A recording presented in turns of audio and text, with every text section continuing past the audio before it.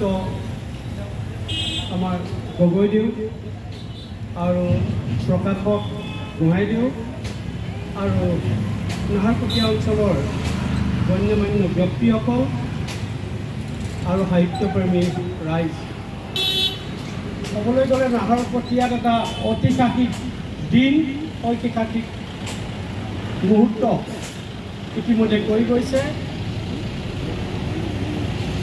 এই নাহৰকটীয়াৰ বৌদ্ধিক সমাজৰ বাবে এটা অমূল্য সম্পদ। মানুহৰ বৌদ্ধিক বিকাশৰ অবিহনে কেতিয়াও মানৱ সভ্যতাৰ বিকাশ নহয় আৰু সেইবাবেই এবাৰ জৰ্জ বাৰ্নাৰ্ডে এটা কথা কৈছিল যে the whole world itself is an open book. অধ্যয়ন কৰাৰ বাবে বিশ্বত যিমানবিলাক সভ্যতা গঢ়ি উঠিছিল কেৱল অধ্যয়নৰ দ্বাৰা গঢ়ি উঠিছে। মই এই আলোচনীখনৰ গুৰুত্বটো কিয় বুজিছোঁ বা আপোনালোকক কিয় এইটো গুৰুত্ব দিবলৈ কৈছোঁ। আমি পুৱাৰে পৰা গধূলিলৈকে ৰাতি মাজনিশালৈকে কেৱল ধন টকা পইচা উপাৰ্জনত আমি ব্যস্ত থাকোঁ। ধন টকা পইচা সম্পত্তিত আমি ধনী হৈছোঁ, কিন্তু আমি চহকী হোৱা নাই।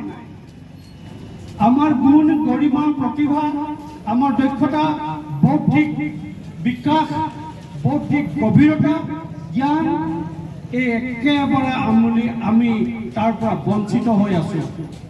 দামী গাড়ী লৈছোঁ, দামী ঘৰ বনাইছোঁ, সাজ পোছাক পিন্ধিছোঁ, অলংকাৰ পিন্ধিছোঁ, কিন্তু বৌদ্ধিকভাৱে আমি দিন দৰিদ্ৰ হৈ আছোঁ কেৱল অধ্যয়নৰ দ্বাৰা। মই এই বিষয়ে এটা কথা কওঁ।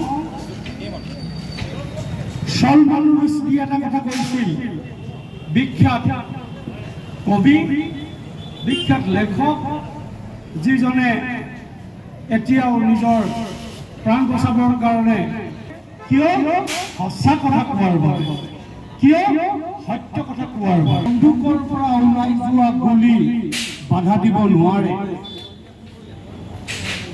উপন্যাসিকে দিব নোৱাৰে, কিন্তু কবি সাহিত্যিকে লিখকে সমাজত থকা অনীতি অত্যাচাৰ দুৰ্নীতি অসূয়া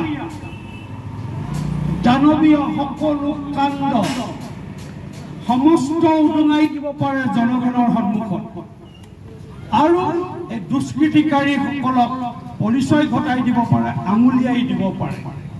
ইমান এটা মহান কাম কৰিব পাৰে সাহিত্যই, দৰ্শনে, কিতাপে, অধ্যয়নে।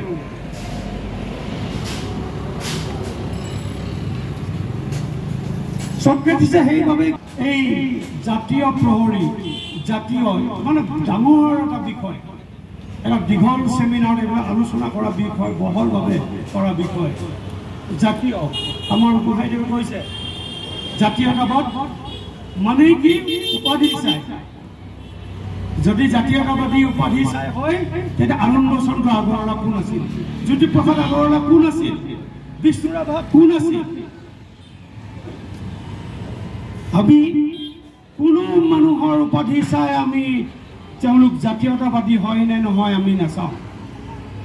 কোনো মানুহৰ ধৰ্ম উপাধি চাই আমি নকওঁ, ভাষা চাই নকওঁ। যি মানুহে মানুহৰ মুকুতিৰ বাবে, মানুহৰ কল্যাণৰ বাবে, মানুহৰ সমগ্ৰ বিকাশৰ বাবে বৌদ্ধিক হওক, সাংস্কৃতিক হওক, সাহিত্যৰ হওক, সকলো দিশতে যিসকলে দিনে নিশাই আন্তৰিকতাৰে কাম কৰিব খোজে তেওঁলোকেই দেশপ্ৰেমিক, তেওঁলোকেই মানৱ প্ৰেমিক। আৰু সেইকাৰণে জ্যোতিপ্ৰসাদে কৈছিল সুন্দৰৰ আৰাধনাই সংস্কৃতি, সুন্দৰৰ আৰাধনাই সংস্কৃতি। জ্যোতিপ্ৰসাদ আগৰৱালাই কৈছিল। কি সেই সুন্দৰ? সুন্দৰ ছবি অঁকাত সুন্দৰ নহয়, বিউটি পাৰ্লাৰত গৈ এইবিলাক কৰিবৰ কাৰণেই আমাক এই ধৰণৰ সাহিত্যৰ দৰকাৰ হৈছে। জাতীয় প্ৰহৰীয়ে এই ধৰণে যিবিলাক কথা জনতাই জনাৰ দৰকাৰ আছে, যিবিলাক কথা জনতাই জানি নিজৰ প্ৰগতি, উন্নতি, সমৃদ্ধি, বিকাশৰ বাবে যাক সম্পত্তি বুলি, মূল্যৱান সম্পত্তি বুলি জনতাই জানে, তাক লুকুৱাই ৰখা হৈছে অন্ধকাৰত।